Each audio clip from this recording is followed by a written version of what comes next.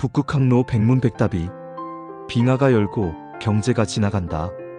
몇십만 년 동안 북극해의 빙하는 인간의 손길을 거부해왔다. 누군가 북극 항로를 꿈꿨던 20세기 초에도 거대한 쇠빙선과 상상력이 동원됐지만 그 길은 늘 얼음에 가로막혔다.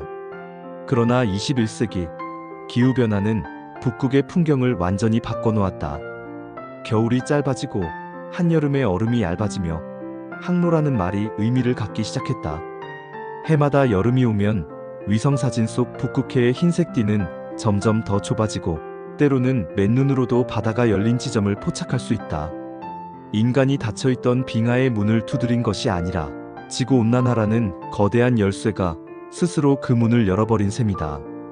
빙하가 열리자 가장 먼저 움직인 것은 돈과 기술이었다.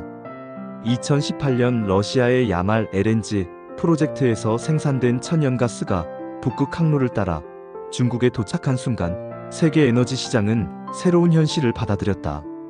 기존의 수에즈 운하를 거쳐 40일 걸리던 항로가 북극을 통해 19일 만에 끝났다.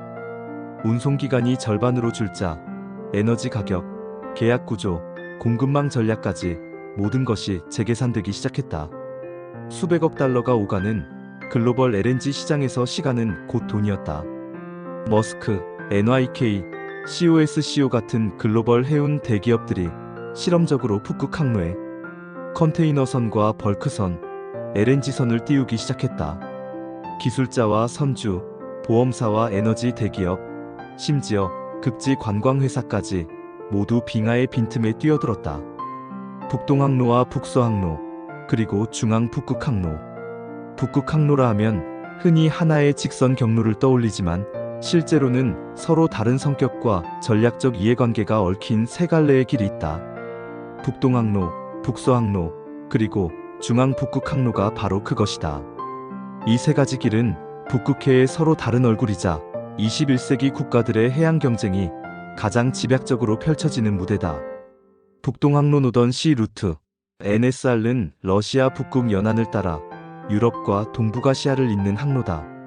실제로 오늘날 북극 항로라 할 때 가장 현실적으로 상업화가 진행된 구간이 바로 이 북동항로다. 러시아의 무르만스크, 사베타, 야말 등 북극 연안, 항구를 거쳐 베링 해협까지 뻗은 이 루트는 러시아 정부의 철저한 통제 아래 놓여 있다. 쇠빙선 지원 체계, 실시간 항로 통제 시스템, 해양 기상, 관측망, 군사 기지까지 모두 러시아의 손아귀에 있다. 러시아는 자국의 법률에 따라 항로 이용 선박에 각종 비용을 부과하고 실제로 LNG원 유석 탄광물 등 자원 운송과 극지 관광, 전략물자 수송의 관문으로 활용하고 있다. 세계 해운업체들이 러시아와의 협력을 놓고 줄다리기를 하는 이유도 여기에 있다. 북서항로 노스웨스트 패서지, NWP는 캐나다 북부와 알래스카 연안을 따라 북극해를 가로지르는 항로다. 한때 유럽 열강과 탐험가들이 인디언, 에스키모, 거대한 빙하와 사투를 벌이며 신대륙에서 인도로 가는 지름길을 꿈꾸었던 바로 그 길이기도 하다. 하지만 수백 년 동안 북서항로는 빙하에 갇혀 전설로만 남아있었다. 최근 들어 북극 빙하가 빠르게 줄어들면서 여름철에 제한적이나마 항로가 개방되는 일이 반복된다. 2016년에는 크루즈선 크리스털 세레니티호가 1700여 명을 태우고 북서항로를 완주하며 전 세계의 주목을 받았다. 그러나 여전히 빙하와 암초, 미개척 해역이 많고 캐나다의 주권 주장, 미국과의 해양법 분쟁, 인프라 미비 등 복잡한 장애물이 즐비하다. 중앙 북극 항로 TRANSPOLARC 루트는 북극해의 한가운데 북극점을 가로질러 유럽과 동북아를 직접 잇는 최단 코스다. 현재로서는 빙하와 악천후 때문에 상업 운항이 현실적으로 어렵지만 기후변화로 북극 해빙이 더 줄어들면 빙하 없는 바다 위에 이 환상적 루트가 실현될 수 있다. 이 경로의 실현은 북동항로와 북서항로의 전략적 가치를 대폭 바꾸어 놓을 수 있다. 러시아의 통제에서 벗어난 공해상 항로가 열리는 것이고 모든 국가와 해운사가 자유롭게 드나들 수 있는 21세기 북극의 공공재가 되는 셈이다. 이에 따라 러시아, 미국, 캐나다, 유럽, 중국 등 주요국은 이 중앙 루트의 개방 시기를 저마다 주시하며 쇄빙선 위성통신 기상 예측 등 핵심 기술 개발에 박차를 가한다. 세 갈래 북극 항로는 단순한 바닷길이 아니다. 러시아는 북동 항로를 국가 통제의 레버리지로, 캐나다는 북서 항로를 자주권의 상징으로, 유럽과 중국은 중앙 북극 항로를 누구에게도 속하지 않는 새로운 글로벌 네트워크로 바라본다. 한반도 역시 이 세 갈래 길의 전략적 변곡점에서 자신만의 생존과 성장의 방정식을 만들어야 한다. 지금은 러시아의 북동 항로가 사실상 유일한 열린 길이지만 기후와 기술, 국제 질서의 변화 속에서 새 항로 모두를 활용할 날이 머지않았다. 북극해의 지도가 빠르게 다시 그려지고 있다. 누가 먼저 어떻게 이 새로운 바다 위에서 길을 잡을 것인지 세계는 지금 그 답을 기다리고 있다. 러시아가 열쇠를 쥐고 있다. 북극 패권의 실체. 북극 항로의 지도를 펼치면 단 하나의 이름이 가장 크게 보인다. 바로 러시아다.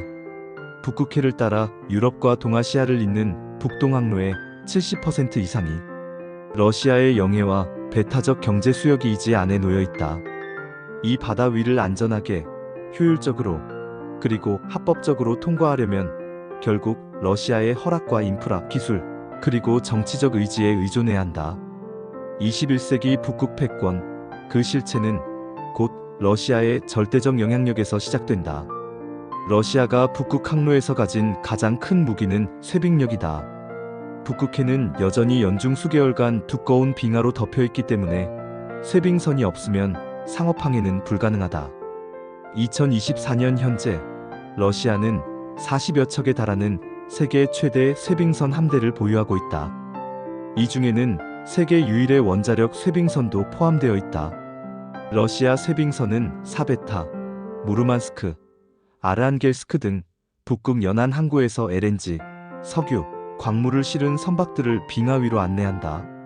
북동 항로를 이용하는 모든 상업선은 러시아 쇄빙선의 에스코트를 받아야 하며 이는 곧 항로 통행료와 서비스 비용이라는 형태로 러시아 경제에 직접적인 이익을 가져다 준다. 이뿐만이 아니다.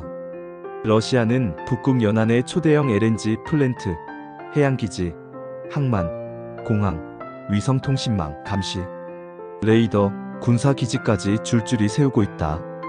무르만스크에는 북극 함대의 거점이 있고 사베타와 야말에는 유럽과 아시아를 잇는 거대 에너지 환적 허브가 운영된다. 러시아는 북극 항로 전용 선박 건조와 극지 인프라 투자를 아낌없이 쏟아붓는다.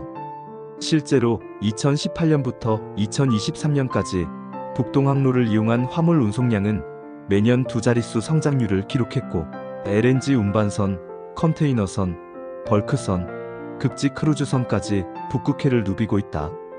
러시아가 북극에서 행하는 것은 단순한 경제적 수익이나 에너지 패권 확보에 그치지 않는다. 북극 항로 자체를 자국 안보와 군사 전략의 최전선으로 삼는다.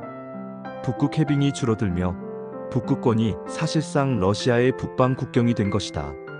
미국, 캐나다, 유럽연합 등 경쟁국의 군사적 진출을 경계하며 북극 연안의 극지 군사기지, 첨단 감시, 시스템 대공, 방어체계, 극초음속 미사일, 핵추진 잠수함을 집중적으로 배치한다. 동시에 북극 이사회의 핵심 멤버로서 북극 항로 관련 국제 규범, 해양법, 환경 규제 논의에서 러시아의 입장을 적극적으로 관철시킨다. 러시아가 이렇게까지 북극 항로에 집착하는 이유는 무엇일까?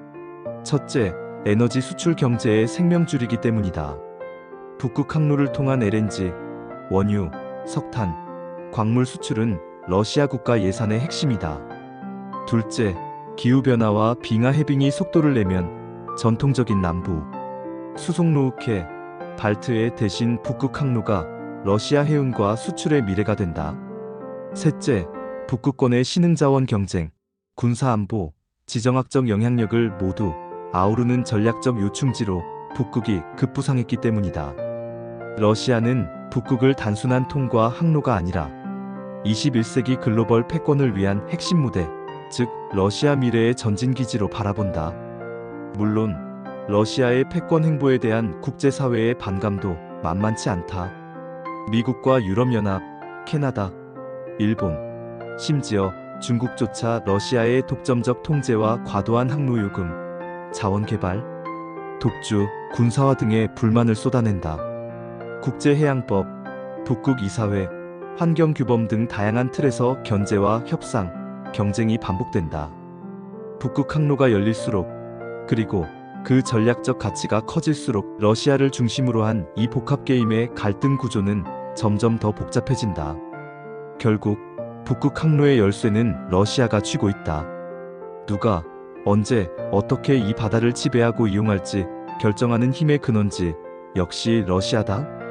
한반도와 동북아, 글로벌 해운에너지 기술 기업들은 이 거대한 북극 항로의 게임판 위에서 러시아와의 협력과 견제, 모험과 기회 사이에서 저마다의 전략을 짜내야 한다. 북극 항로의 미래는, 그리고 21세기 바다의 판도는 러시아라는 변수 없이는 결코 계산될 수 없다.